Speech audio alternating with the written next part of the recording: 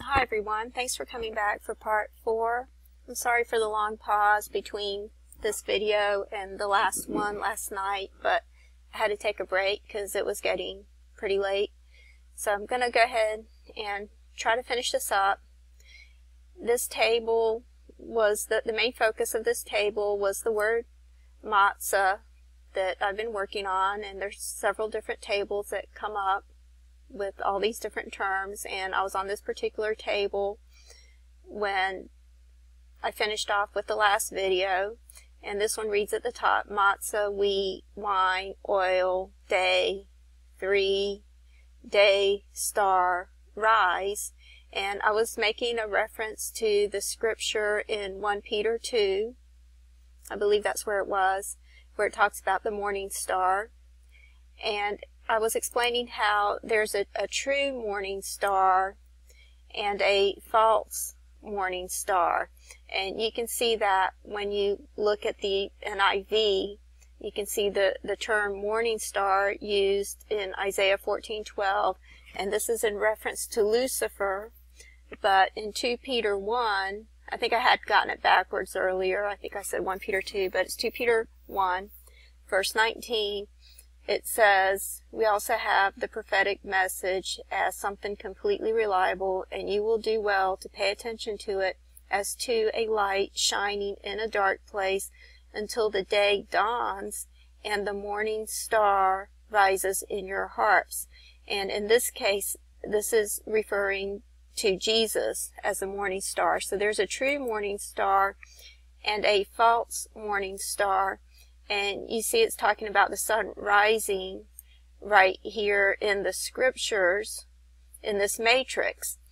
And I just wanted to clarify that in Isaiah 14, the term that was used for morning star is this word right here in the Greek.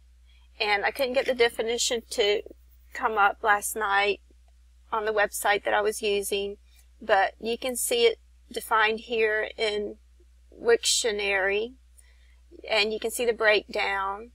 The first part actually has another meaning aside from the one I showed last night, and it actually means dawn.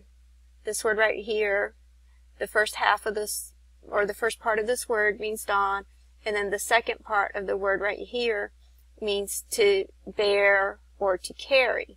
And the word that was used in 1 Peter, or was it 2 Peter? Let me go back. Computer's really slow. Okay, it's 2 Peter 1, and the word that was used in the Greek was this word right here, which means light bearer. This first part means light, and the second part means bearer. So in this case, it's referring to Jesus as the light bearer, and in Isaiah 14, it's referring to Lucifer as the dawn bearer, which of course the dawn is the light, or the sun rising. So this scripture seems to be making reference to the sun rising, and of course we know there is a true, from scripture, that there's a true sun rising and a false sun rising that will take place. And we also saw the term Barak coming up in this table. It's right here, which can be spelled in different ways. It can be spelled with an A, but it's the same word. And in I believe it was Matthew 25, Jesus said that he saw Satan fall as lightning from heaven. So I'm going to try to pull that up.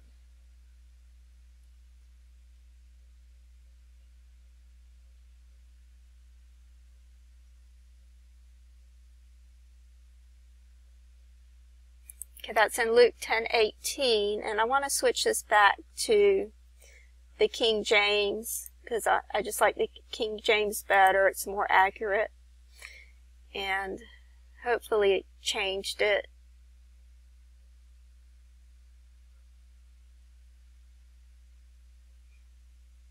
Okay, and it says here, he replied, I saw Satan fall like lightning from heaven. I'm not sure if that's the King James now or not.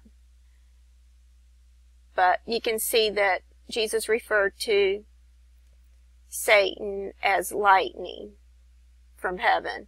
And the word in the Hebrew for lightning is the word barak. And that seems to be alluding to Isaiah 14, which we just talked about, the morning star.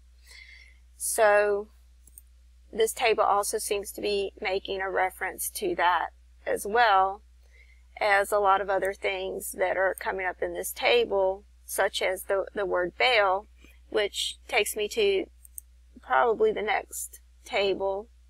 Okay, in the next table I had actually put in the word dawn to see if it comes up in ELS form, which is what Lucifer is called in Isaiah 14. He's called the dawn bearer, but there's also the true dawn that's talked about, and I keep getting it confused. It's in the book of Peter. It's either the first or second book where Jesus is referred to as the day star. And you see the word dawn comes up in ELS form.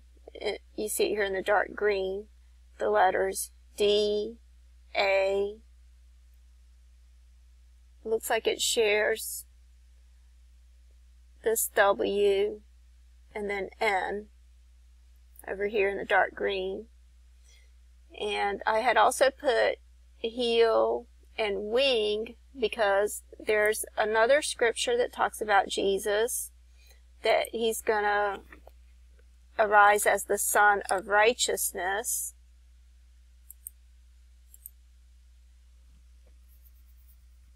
Over here in Malachi 4:2, it says, But unto you that fear my name shall the Son of Righteousness arise with healing in his wings, and you shall go forth and grow up as calves of the stall.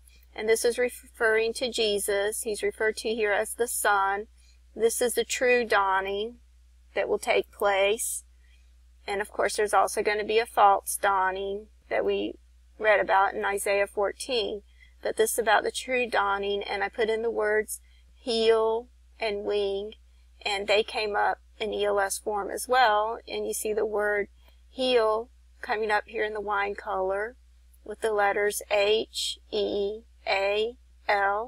and you see the word wing in the bright blue with the letters W-I-N-G.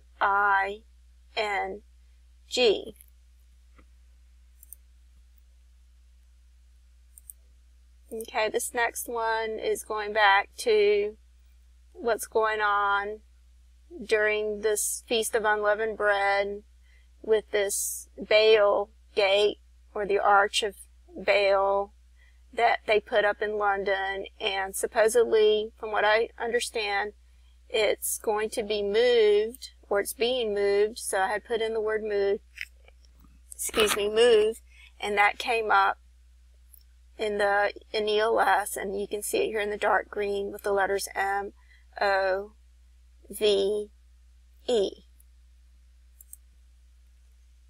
Okay, and in this next one, what happened is when I was doing this yesterday, I was watching this particular video right here where it was talking about the Arch of Triumph being moved to New York. In this particular video, I'll put the link in the description box, but it was saying that it was supposed to go to Dubai next, and then after that to New York City, or at least that's what was being speculated, that it was going to go there in time for Beltane. And I had tried to put in the word Beltane with this spelling, and it didn't come up, but I'm not sure if I saw it in this video or if I saw something on the side here, but I saw an alternate spelling, which I'll show you in just a minute.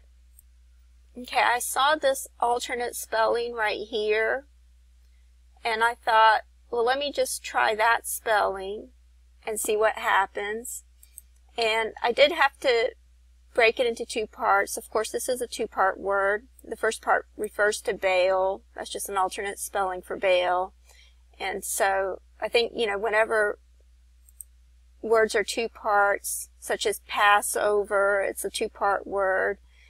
I think it still is relevant even if it comes up in two parts. Of course, it's more relevant if it comes up in one, all in one word, but it did come up that way. And as you can see, that is an alternate spelling, which it refers back to this one because they don't want to have two articles on the same thing, so they just redirect this spelling to this article under this spelling. But the alternate spelling did come up, and you can see the first part of it here with the letters B-E-L in the wine color, and then you can see the second part of it here in the bright blue with the letters T-A-I-N-E.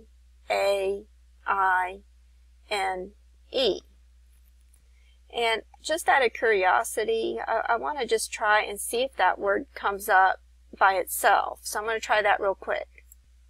Okay, it does come up all as one word with the original spelling, the preferred spelling. It comes up all as one word in the tables.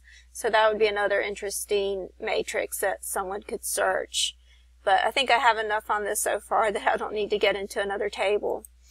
But yeah, it's amazing how God has encoded everything in the Bible codes. And it's really amazing how all of these terms that I still haven't finished going over have all shown up in this one little table, and they're all refer to what's going on right now.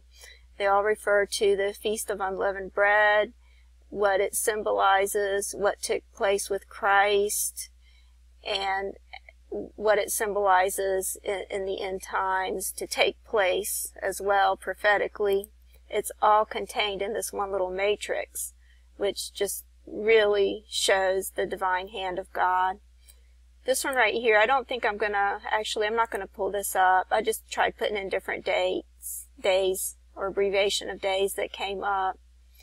And then this one is not that important. I had put in the word pit, and then come, out, bees. All those terms came up. This one right here is interesting, so I'll pull this one up. In this one, I had noticed the word possessed right here at the bottom. So I thought, let me try to put in the word demon. And sure enough, the word demon came up. You can see it here in the wine, the letters D-E-M-O-N. I also put in the word door, because that's what they're doing, is they're making a doorway for demons to come out, to conjure up Satan and the Antichrist.